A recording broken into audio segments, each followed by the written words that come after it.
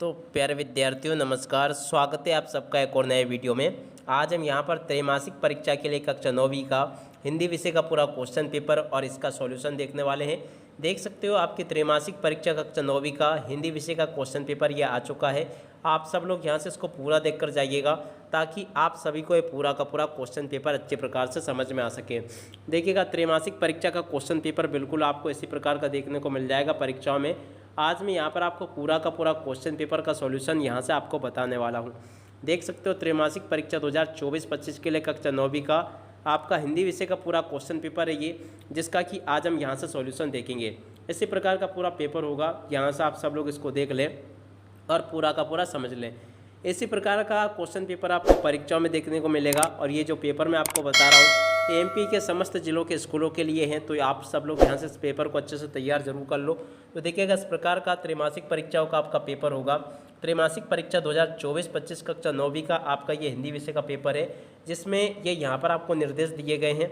आप सब लोग इन निर्देशों को अच्छे से पढ़ लेना और इनको समझ भी लेना।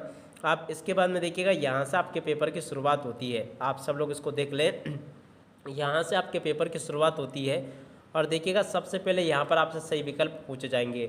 सही विकल्प आपको किस प्रकार से देखने हैं। पहला क्वेश्चन पढ़ते हैं, हिंदी साहित्य का सर्वाधिक लोकप्रिय महाकाव्य है। तो देखिएगा, इसका राइट आंसर आपका आ जाएगा रामचरितमानस।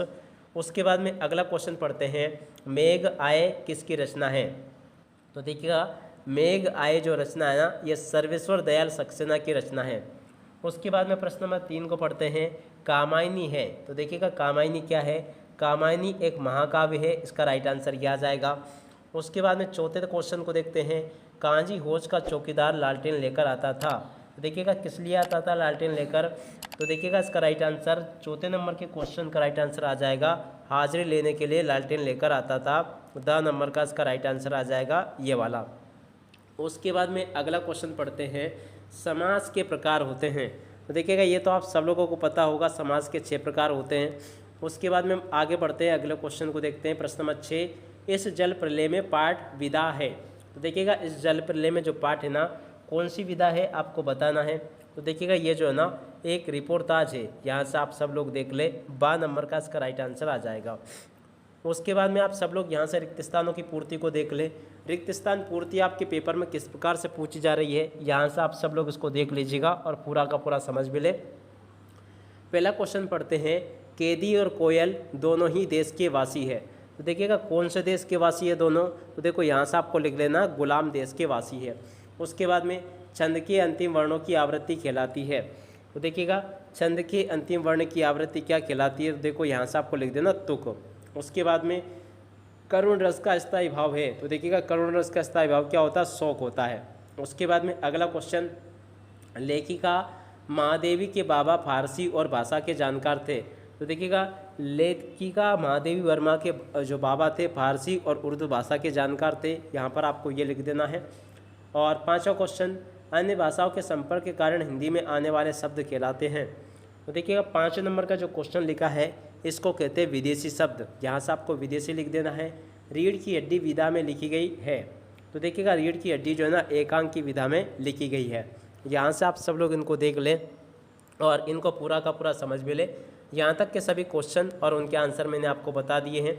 उसके बाद में देखिएगा, प्रश्न नंबर 3 जो होगा ना, इसमें आपसे सत्य असत्य पूछे जाएंगे। सत्य असत्य आपके किस प्रकार से पूछे जाएंगे, एक एक क्वेश्चन को देखते हैं। सुमित्रानंदन पंत प्रकृति के प्रेमी कवि थे। तो देखिएगा, बिल्कुल आपका सत्य होगा। और खंड काव्य की कथा वस्तु विस्तृत होती है। तो देखिएगा, ये वाला क्वेश्चन आपका क्या हो जाएगा, असत्य होगा। डांडे तिब्बत की सबसे खतरे की जगह है। तो देखिएगा, ये वाला क्वेश्चन ये भी आपका सत्य हो जाएगा। नाटक गद्य विधा की गौण विधा है। तो देखिएगा, चौथे नंबर का जो क्वेश्चन लिखा आपका ये असत्य होगा। मोटाई शब्द में ई उपसर्ग है। तो देखिएगा, ये भी आपका क्या होगा, देखिएगा असत्य हो जाएगा। और उसके बाद में नानी के मन में देश की आज़ादी के प्रति जुनून था। तो देखिएगा, ये भी आपका सत्य हो जाएगा। तो देखिएगा, यहाँ तक के सभी सत्य असत्य वगैरह मैं आपको बता चुका हूँ। अब इसके बाद में चलो हम आगे बढ़ते हैं, आगे के क्वेश्चन और उनके आंसर को देखते हैं। तो देखिएगा, प्रश्न नंबर 3 में आपसे जोड़ी पूछी जाएगी। आप सब लोग यहाँ से जोड़ी को देख लें और पूरा का पूरा समझ भी लें। अब जोड़ी का मिलान आपको कैसे करना है, एक एक क्वेश्चन को अपन यहाँ से देखते हैं। तो देखिएगा, पहले नंबर में जो लिखा आपका, आप सब लोग पढ़ लेना, कबीरदास, तो देखिएगा कबीरदास की जोड़ी का मिलान आपको कर लेना 6 नंबर से। और उसके बाद में उपमा अलंकार के अंग, तो देखिएगा उपमा अलंकार के अंग होंगे 4, इसकी जोड़ी इससे मिल जाएगी। अश्रु का तद्भव, तो देखिएगा अश्रु का तद्भव क्या होगा, इसकी जोड़ी मिल जाएगी आपकी गा से आंसू से। उसके बाद में हरिशंकर परसाई, चौथे नंबर की जोड़ी का मिलान आपको कर लेना है अणा से। उसके बाद में देखो नैतिक का विलोम, तो देखिएगा नैतिक का विलोम क्या होगा, का नाम ये 5वें के जोड़ी का मिलान हो जाएगा आपका अनैतिक से। उसके बाद में देखो विभीषिका, 6ठे नंबर का क्वेश्चन, तो देखो इसकी जोड़ी मिल जाएगी आपकी भयंकरता से। तो देखो इस प्रकार से आप सब लोग जोड़ी के मिलान को पूरा कंप्लीट कर ले। और उसके बाद में देखिएगा यहाँ से आपसे एक शब्द या फिर एक वाक्य में उत्तर पूछे जाएंगे। एक शब्द या फिर एक वाक्य में उत्तर कैसे आपको पूरे करने हैं। पहले क्वेश्चन, रसखान किसे अनन्य भक्त थे, देखिएगा रसखान जो थे ना किसके अनन्य भक्त थे, तो देखो यहाँ से इसका राइट आंसर आ जाएगा श्री कृष्ण के अनन्य भक्त थे। उसके बाद में अगला क्वेश्चन, जहाँ काव्य का आधार शब्द होते हैं वहाँ कौन सा अलंकार होता है, तो देखिएगा जहाँ पर काव्य का आधार शब्द होता है वहाँ पर शब्द अलंकार होता है, तो यहाँ से आपको शब्द अलंकार लिख देना है। उसके बाद में अगला क्वेश्चन पढ़ते हैं क्या लिखा है। यहाँ पर दिया गया है सलीम अली अन्य किस नाम से जाने जाते हैं, तो देखिएगा सलीम अली जो है ना पक्षी प्रेमी के नाम से जाने जाते हैं, तो यहाँ से आपको पक्षी प्रेमी लिख देना है, ये इसका राइट आंसर आ जाएगा। उसके बाद में अगला क्वेश्चन पढ़ते हैं क्या लिखा है, किस कार्य को करने या होने का बोध कराने वाले शब्द क्या कहलाते हैं, तो देखिएगा चौथे नंबर का जो क्वेश्चन लिखा है इसमें आपको लिख देना है, यहाँ से आप सब लोग लिख लें विधानवाचक, ये क्या कहलाते हैं, विधानवाचक शब्द कहलाते हैं, तो यहाँ से लिख ले, इसका राइट आंसर विधानवाचक आ जाएगा।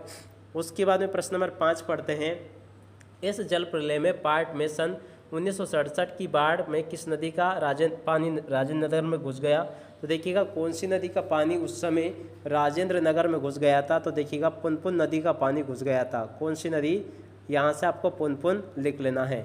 और उसके बाद में चलो हम आगे बढ़ते हैं, अगले क्वेश्चन को देखते हैं। तो देखिएगा आगे आपके पेपर में इस प्रकार के क्वेश्चंस होंगे, भक्ति काल को स्वर्णयुग क्यों कहते हैं, सर्वेश्वर दयाल सक्सेना अथवा सुमित्र नंदन पंत के भाव सुंदर की विशेषता आपको बतानी है, कोयल की कूक सुनकर कवि माखनलाल चतुर्वेदी की क्या प्रतिक्रिया हुई, रस किसे कहते हैं, छंद की परिभाषा आपको बतानी है। और उसके बाद में देखिएगा आगे पेपर में क्वेश्चन इस प्रकार के आएंगे, रूपक अलंकार की परिभाषा आपको बतानी है, कहानी विधा का संक्षिप्त परिचय आपको देना है, एकांक की विधा की 2 विशेषताएं बतानी है, राहुल सांस्कृत्यायन अथवा हरिशंकर परसाई की भाषा शैली बतानी है, 2 बेलों की कथा पाठ में बेलों के माध्यम से कौन कौन से नीति विषयक मूलक उभर कर आते हैं, महादेवी वर्मा उर्दू फारसी क्यों नहीं सीख पाई, ये आपको बताना है।